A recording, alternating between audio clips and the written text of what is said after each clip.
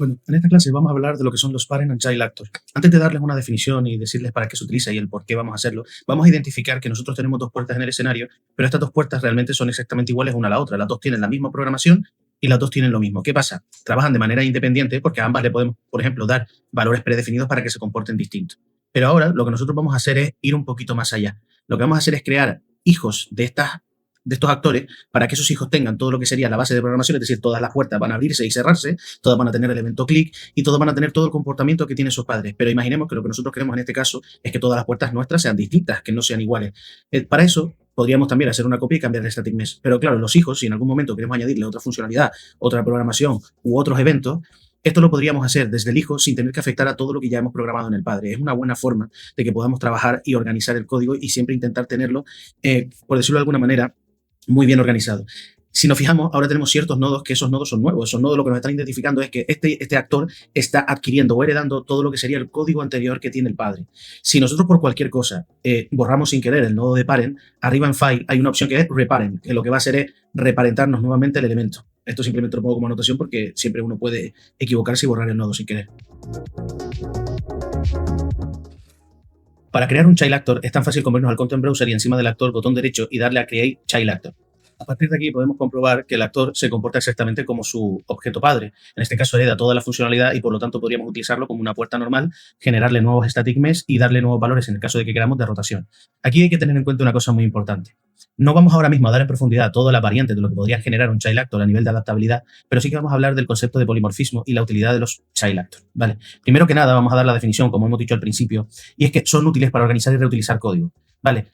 La reutilización de código lo que hacen es heredar todas las propiedades, las funciones, los eventos, y lo que permite es reutilizar el código y lo que evita también es la duplicidad. ¿Vale? Evitamos que el código se duplique, ya que el parent actor ya está cumpliendo todo lo que debería cumplir en su base. A partir de aquí, podríamos hacer modificaciones muy específicas en nuestros hijos. ¿Vale? Por eso, tener modificaciones específicas que no afectan al parent actor también nos ayuda a organizar el código. Y aquí viene el tercer punto. Podemos llegar a organizarlo y permitir una estructura jerárquica clara. Sabemos realmente cómo estamos estructurando la jerarquía de código y de ejecución desde padres a hijos. Claramente tú puedes crear desde un hijo otro hijo distinto para que herede la jerarquía y el código de los dos anteriores. Esto lo veremos más adelante y veremos lo profundo que puede llegar a ser. En este caso estamos haciendo la prueba de cambiar los static mesh a las puertas que ya habíamos creado en el hijo. Vamos a crear diferentes hijos, a cada una le vamos a cambiar el aspecto visual y a partir de ahí os daréis cuenta lo útil que puede llegar a ser. Es importante tener en cuenta y fijaros que cuando nosotros hacemos algún cambio en el código, la puerta o los static mesh en este caso vuelven a resetearse y a girarse. En este caso es porque los cambios no se deben hacer desde el viewport, los cambios donde se deben hacer es dentro del actor child actor en class default. Desde allí deberíamos colocar los nuevos elementos y colocar dónde deberían estar su orientación, su rotación y su traslación. De esa manera nosotros evitamos algún tipo de problemas de colocación.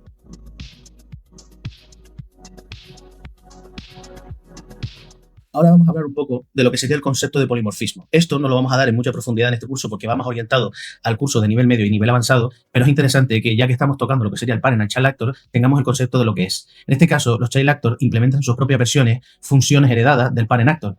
¿Qué es lo que nos permite a nosotros el polimorfismo? Hace que el código sea más modular y fácil de mantener. Lo que nosotros conseguimos con esto es que puedan heredarse todas las funciones anteriores y que sus hijos puedan generar una adaptabilidad dentro de sus funciones. Es decir, que todos los hijos tengan aspectos distintos, que utilicen las funciones de su elemento padre. Por ejemplo, en este caso, que todos los objetos sean estacables en nuestro inventario. Todos van a cumplir esa misma función. Pero todos los objetos estacables en nuestro inventario no van a tener la misma funcionalidad. Es por eso que cada uno de ellos puede adaptarse y todos pueden heredar lo que serían funciones de su padre. Incluso algunas funciones de su padre pueden generar variaciones para que cada uno de ellos pueda llegar a adaptarse a diferentes objetos o diferentes hijos. Claramente esto es un poco abstracto de ver, al igual que el concepto de polimorfismo, pero esto lo veremos con mucha más claridad sobre la práctica y en los cursos superiores, tanto de nivel medio como de nivel avanzado. Incluso cuando estemos realizando nuestro propio juego a partir del curso nivel medio, veremos la gran utilidad y profundidad que puede llegar a tener estos elementos. Ahora que ya lo tenemos claro, imaginemos que nosotros desde el hijo queremos volver a acceder a la funcionalidad de lo que sería el box trigger. Nosotros necesitamos crear código diferente a partir de lo que sería la entrada y la salida del box collider que tenemos ya generado en nuestro padre. Aquí hay que tener en cuenta un concepto muy importante, la jerarquía. Nuestro hijo, si nosotros volvemos a programar sobre un mismo evento, sobre una misma funcionalidad, lo que nos va a generar es que el hijo va a tener prioridad de código de ejecución. De tal manera que si nosotros intentamos hacer, por ejemplo, una comprobación de actor de colisión, por ejemplo, que sea nuestro propio personaje el que colisione, y lo estamos haciendo en el padre, pero no lo ejecutamos en el hijo, el problema es que el código lo que va a hacer es priorizar el que nosotros estamos haciendo en el hijo. Esto es bueno y malo. Malo porque si nosotros llevamos, entre comillas, la contraria a lo que nosotros estamos generando previamente, puede llegar a generar fallos, colisiones o incluso bucles infinitos, ya que nosotros, por ejemplo, podemos trasladar los eventos dispatcher del padre al hijo, incluso reutilizar todas las funciones que nosotros hemos generado en el padre, volver a llamarlas en el hijo. Entonces hay que tener mucho cuidado sobre esto. Aquí vamos a ver un ejemplo de cómo ahora mismo este actor va a colisionar con el box collider y vamos a ver cómo le va a dar prioridad al box collider que tenemos programado dentro del hijo con respecto al que tenemos programado en el padre, donde tenemos la comprobación de que nuestro personaje choca.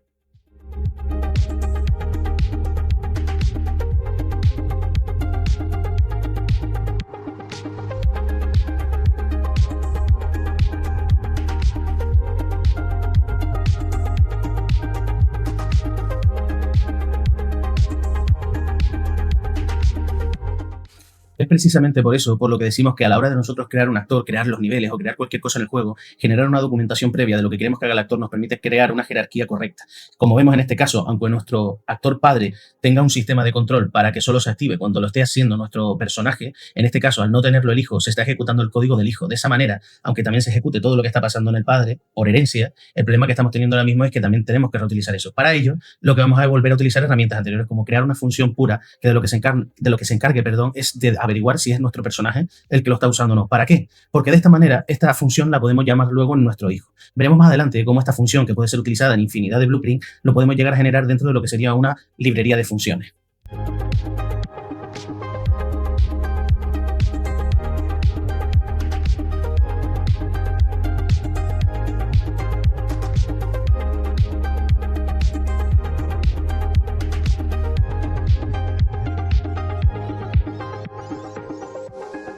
En este caso, hemos creado la función pura y si la llamamos ahora de hijo, nos damos cuenta de que nos aparece como si la función la tuviéramos nosotros, pero en este caso está heredando todas las propiedades de funciones y eventos que tiene su padre. Esto es algo muy útil porque si nosotros queremos llamar a una función específica y que haga algo distinto dentro de nuestro hijo, de esta manera podemos heredar su función y que ésta se adapte creando así un efecto de polimorfismo.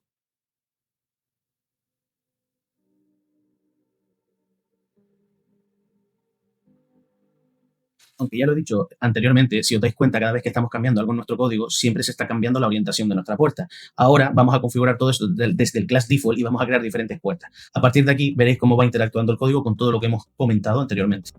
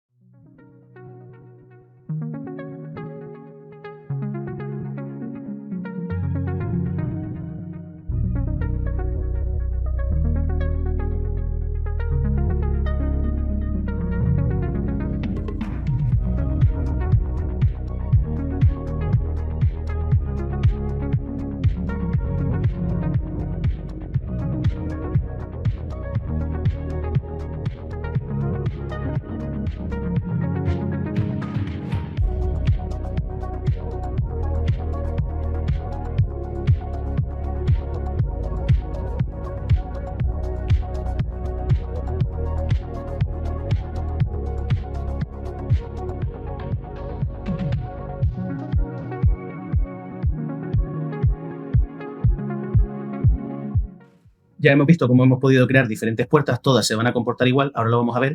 Y con esto vamos a dar por finalizada de momento esta clase, porque ya hemos visto lo que serían los fundamentos de la creación de Child Actor, sugerencias y diferentes preconfiguraciones que debemos tener en cuenta a la hora de trabajar con ella. Esto lo veremos en muchísima más profundidad y veremos lo potente que puede llegar a ser. Así que de momento lo vamos a dejar por aquí y nos vemos en la siguiente clase. Hasta luego.